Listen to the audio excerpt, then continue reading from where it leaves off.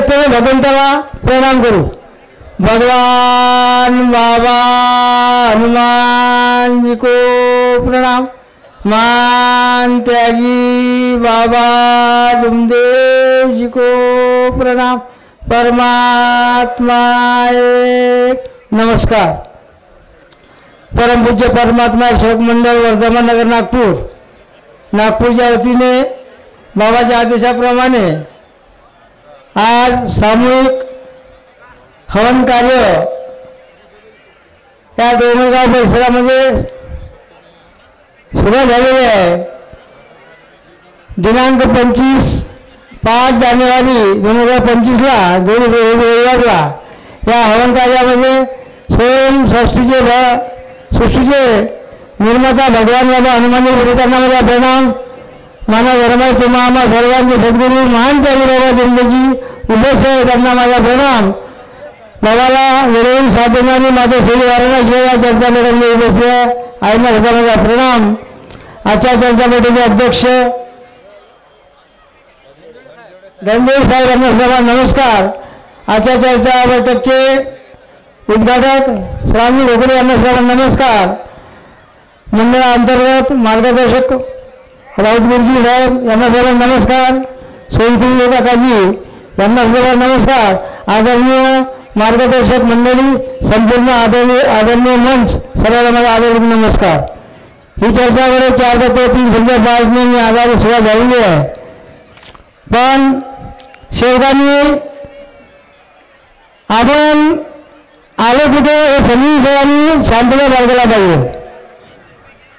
खूप शांतता बाळगायला पाहिजे. आपण गर्व फील करत आहोत. कोणाला काही ऐकायला होत नाही. म्हणून महानताई बाबा जिंदगीने आपल्याला मानव धर्माची शिकवण दिली. महानताई बाबा जिंदगी या प्रत्येक सगळ्या धर्मात आले नसते तर आज आपण या पेंढामध्ये एकट्याने भेटलो नसतो. आणि भोयर साहेब तुमचं नाव मोठं आहे पण पेंढा खूप लहान झाला आहे का नाही? भोयर साहेबाचं नाव खूप मोठं आहे, पेंढा खूप लहान झाला आहे. याच्यापेक्षा पब्लिक बाहेर आहे.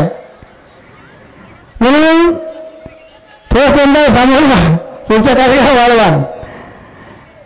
आणि त्या महानताई बाबा जिंदगीने आपल्याला दुःखी कशी मान्य होतो. कोणत्या नष्टात गुंतलो होतो, परिवारावर दुःखी होतो, वडिलांना दिले वनामध्ये कुठे जाओ, मंत्र केले, तंत्र केले, सर्व काही केलं पण आपल्या कुठे थारा लागला नाही. आणि या मार्गामध्ये आज आपल्याला महानताई बाबा जिंदगी मिळलं नसतं तर आपण या पेंढामध्ये बसलो असतो. आणि कोणामुळं आणि कशामुळं हे समजायला पाहिजे. या बाबांनी सांगितलं सगळे देव झाले, संत मंत ग्रंथ झाले बाबा महानताई बाबा जिंदगी आपल्याला मिळला. म्हणून सगळ्यांनी आपण या मार्गामध्ये आज सुखीने जीवन जगून राहिलो. बाबांनी म्हणलंय रंगाला गांजाला त्याशी म्हणे जो आपुले. बाबांनी कोणाची विठोबाला ना केली. आणि बाबांनी जे महारोगी, कुष्ठरोग, कॅन्सर, एचआयव्ही दुःखी बनवले होते त्यांना या मानव धर्माच्या शिकवणीतून त्याच्या सगळ्या नियमाच्या आधारात शिकवण दिली आणि तुम्हाला सुखी केलं. रंगाला गांजाला त्याशी म्हणे जो आपुले तोच साधू वर्गावा देव तेजेती जाणावा. परमेश्वर तुमच्या जवळ आहे तर तुम्ही ना परमेश्वराची ओळख करायला पाहिजे. आणि कार्य कसे मार्गदर्शक कार्य देतात.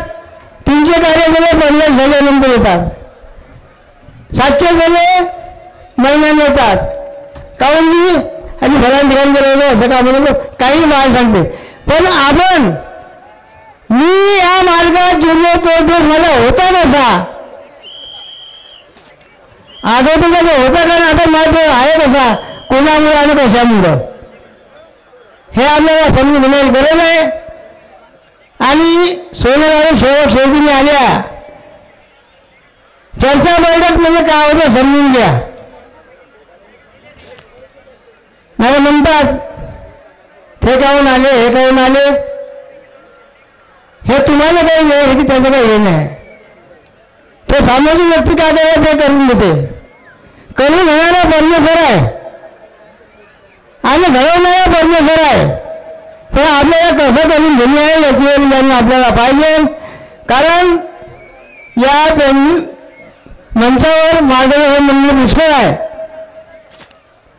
आणि सर्वांचा मार्ग व्हायला पाहिजे. मी जास्त वेळ घेणार नाही. सेवकांनी सेविकांनी या केंद्रामध्ये आम्ही बसलो, कशासाठी बसलो आणि आलो कायसाठी, एवढे समजून सगळ्यांनी शांतता बाळगा आणि मान पाहिजे बाबा जिंदगीचे या मार्गाविषयी मार्गदर्शन करतात. ते मार्गदर्शन आपल्या कानांनी ठेवा. आता आले बसले बंधारबंदी केले, काय झालं काय आणलं याचं काही घेणं नाही. असं काही करायला नाही पाहिजे. आणि चर्चामध्ये हे खूप महत्वाचे आहे. चर्चामध्ये म्हणजे जाण तर घ्याल मग काही होणार नाही. म्हणून बोलण्याबद्दल मुश्किल आहे. म्हणता येईल की समजा सांगतो काही 10 किलो वजनाचा माणूस होतो. 10 किलो वजन. मला TB कॅन्सर याच्यावर डॉक्टर सांगितलं आवडेना. 10 किलोच्या वजनाचा माणूस या मार्गाशी जुळलो, 50-60 किलो वजन झालं आणि मासाचे तुकडे समजा व्हायला पडे.